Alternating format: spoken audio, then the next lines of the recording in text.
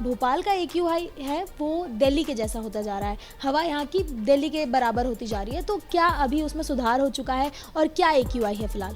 साल भर के आंकड़ों के हिसाब से जो गुड डेज़ के आते हैं वो तो 200 से कम हमारे यहाँ पे जो है काफ़ी मात्रा में पाए गए हैं। लेकिन सर, भोपाल में कोई ऐसे मेजर एरियाज़ हैं जहाँ पर पोल्यूशन बहुत ज़्यादा हो? आपके नज़र में ऐसे कोई एरियाज़ हैं?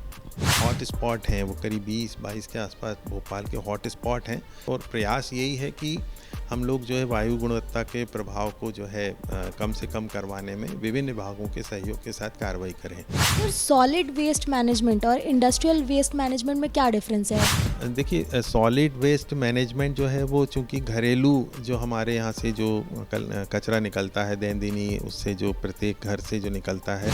इंडस्ट्रियल वेस्ट जो है वो बिल्कुल अलग होता है। इंडस्ट्रियल वेस्ट में हम लोग जो देखते हैं तो उसकी प्रक्रिया अलग है। उसमें उसका संधारण और डिस्पोज़ल, उसको स्टोरेज करने की पूरी जिम्मेदारी औद्योगिक इकाई की होती है और उसमें जो हैजार्डस वेस्ट है। कई बार ऐसा होता है कि रूल्स बने हैं, इम्प्लीमेंट भी हुए हैं, लेकिन जो जनता है वो फॉलो नहीं करती है। जो पेनाल्टी को देखे और या फिर कोई ऐसा सिस्टम है जो ये सारे इम्प्लीमेंट्स को देखता है? ये लगातार प्रयास जारी रहते हैं कि इसको किसी तरह से रोका जाए। नेशनल ग्रीन ट्रिब्यूनल जो भोपाल में जिसकी बेंच है, वो भी इस क्षेत्र में जब उनके यहाँ पिटीशन लगती हैं और हम लोगों को दायित्व दिए जाते हैं तो उनके माध्यम से पेनल्टी इम्पोजिशन का कार्य होता है। भोपाल को पोल्यूशन फ्री बनाने में और ग्रीन बनाने में आपका विजन क्या है? हम जन भागीदारी को बढ़ाएं कि हमारे लिए जो प्लास्टिक पॉलीथीन है उसका जितना हम लोग तिरस्कार करें, उसका उपयोग को जितना हम रोकें, उतना हमारे भोपाल शहर के लिए अच्छा होगा। आज जब पर्यावरण पर खतरा बढ़ता जा रहा है तो इसमें यह जानना बहुत ज़्यादा ज़रूरी है कि विभाग क्या काम कर रहा है और हमारी सरकार इस पर क्या काम कर रही है, क्योंकि जो पानी हम पीते हैं, क्योंकि जो हवा जिससे हम सांस ले रहे हैं वो अगर जहरीली हो जाए तो क्या होगा। फिलहाल ऐसे सवालों का जवाब जानने के लिए हम लोग आ चुके हैं पर्यावरण बोर्ड पर, जहां पर हमारे साथ ब्रिजेश शर्मा जी मौजूद हैं। तो चलिए अपने सवालों का जो सिलसिला है वो शुरू करते हैं। फिलहाल आप सब देख रहे हैं तांडव टॉक्स। स्वागत करते हैं आप सभी का। सर, सबसे पहले तो आपका स्वागत। जी नमस्कार। सर, मैं चाहूँगी कि आप पहले दर्शकों को ये बताएं कि अभी कुछ वक्त पहले ऐसा न्यूज़ आ रही थी, ऐसी खबरें आ रही थी कि जो भोपाल का एक्यूआई है वो दिल्ली के जैसा होता जा रहा है। हवा यहाँ की दिल्ली के बराबर होती जा रही है, तो क्या अभी उसमें सुधार हो चुका है और क्या एक्यूआई है फिलहाल? हाँ, ये बात जो है हमारे यहाँ भोपाल में जो एयर क्वालिटी इंडेक्स है इसको मापने के लिए 3 ऑनलाइन स्टेशन है और करीब 4 जो है हमारे मैनुअल स्टेशन है, जिससे हम लगातार जो है प्रतिदिन जो भोपाल शहर की परिवेशी वायु गुणवत्ता है उसका आकलन करते हैं।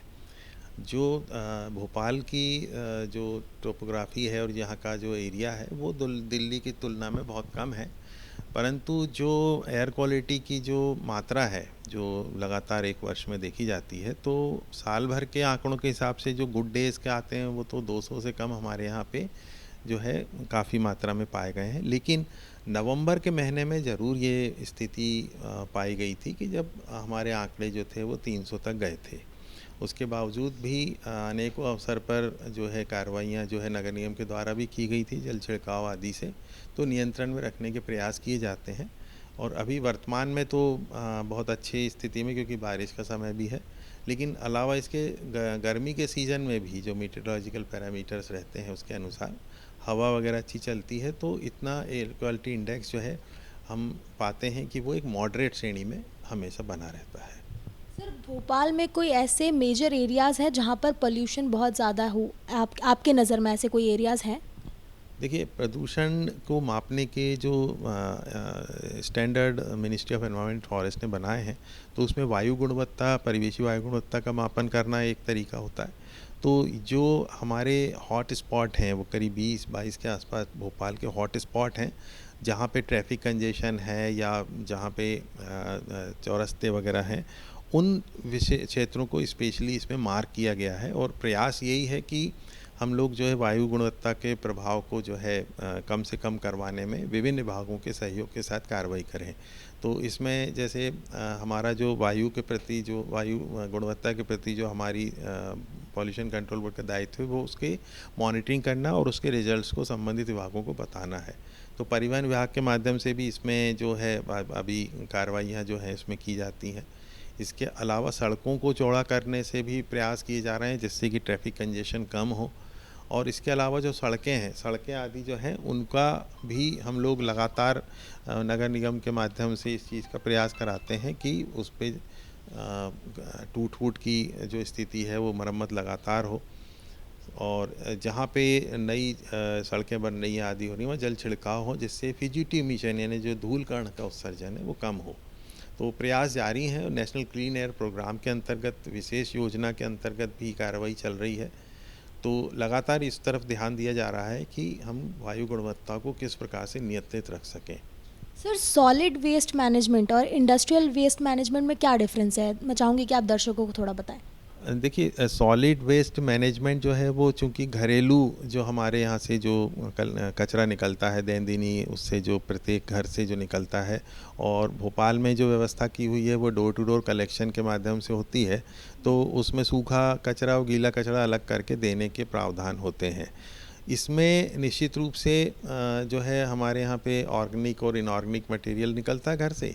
अलावा इसके थोड़ा सा हैजार्डस वेस्ट भी और बायोमेडिकल वेस्ट भी घरों से निकल सकता है, जैसे कि जो हमारे मॉस्किटो रिपेलेंट के डब्बे हैं या जो ऐसे पेस्टिसाइड आदि या जो दवाइयाँ डिस्कार्डेड होती हैं वो बायोमेडिकल में जाती हैं, लेकिन ये जो है ये हैजार्डस वेस्ट में जाता है।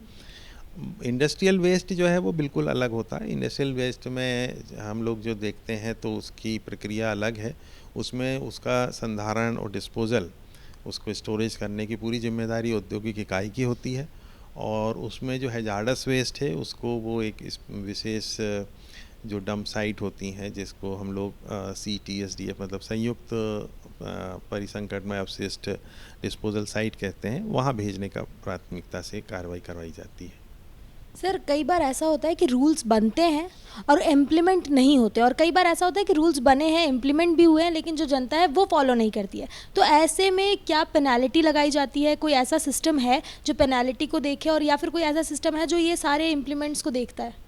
देखिए जो रूल्स में जो सबसे बड़ी जो हम लोगों के सामने चैलेंज आते हैं वो आपने अच्छा प्रश्न किया है, वो है हमारे सामने प्लास्टिक का और दूसरा सॉलिड वेस्ट मैनेजमेंट है। ये जो जहाँ पे कि हम आबादी से जुड़ी बातें करते हैं या जिसमें एक इंडिविजुअल जिसमें इन्वॉल्व रहता है वहाँ पे उसके सहयोग के बिना ये संभव नहीं हो पाता। तो जैसे प्लास्टिक की बात करें, अगर हम प्लास्टिक का जो माइक्रोन है 100 माइक्रोन से नीचे की पॉलीथीन है उसका उपयोग पूरी तरह से हम लोग अगर ठान लें हमारे सब लोग कि हम इसका नहीं करेंगे तो बाज़ार में आना बंद हो जाएगी। दूसरा जैसे 19 तरीके के सिंगल यूज़ प्लास्टिक हैं उसका उपयोग भी हम लोग नहीं करें, परंतु ये लगातार प्रयास जारी रहते हैं कि इसको किसी तरह से रोका जाए। अलावा इसके आपने कहा पेनल्टी लगाने का, तो नेशनल ग्रीन ट्रिब्यूनल जो भोपाल में जिसकी बेंच है वो भी इस क्षेत्र में जब उनके यहाँ पिटीशन लगती हैं और हम लोगों को दायित्व दिए जाते हैं तो उनके माध्यम से पेनल्टी इम्पोजिशन का कार्य होता है। और ये लगातार उनके मार्गदर्शन में जो है कार्रवाई यहाँ भोपाल शहर में विशेष रूप से हुई है, सॉलिड वेस्ट के क्षेत्र में भी हुई है, जल प्रदूषण के क्षेत्र में भी हुई है। तो ये बात हमारे लिए सबसे ज़्यादा इम्पोर्टेंट है कि हम जन भागीदारी को कैसे इस पर्यावरण के आंदोलन में शामिल करें और उसका सहयोग प्राप्त कर सकें। सर, भोपाल को पोल्यूशन फ्री बनाने में और ग्रीन बनाने में आपका विज़न क्या है? कैसे बनेगा ये? वैसे देखा जाए भोपाल तुलनात्मक रूप से जो है कुछ प्रकृति की ऐसी देन रही है कि यहाँ पे हमारे बड़े तालाब का मिला हुआ है और ग्रीनरी बहुत अच्छी है।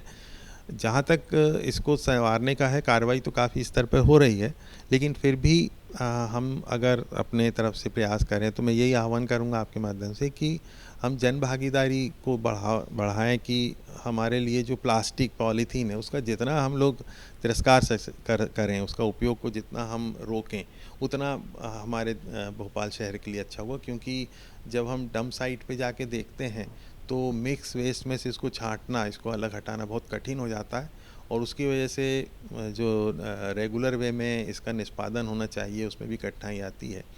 तो ये बस एक हम लोग की पहल हो सकती है। बहुत बड़ा प्रभाव इसका पड़ेगा पॉलीथीन प्लास्टिक को अगर हम पूरी तरह से ना करते हैं तो ये थी हमारी खास बातचीत ब्रिजेश शर्मा जी से। फिलहाल के लिए इतना ही। देखते रहिए तांडव टॉक्स। नमस्कार।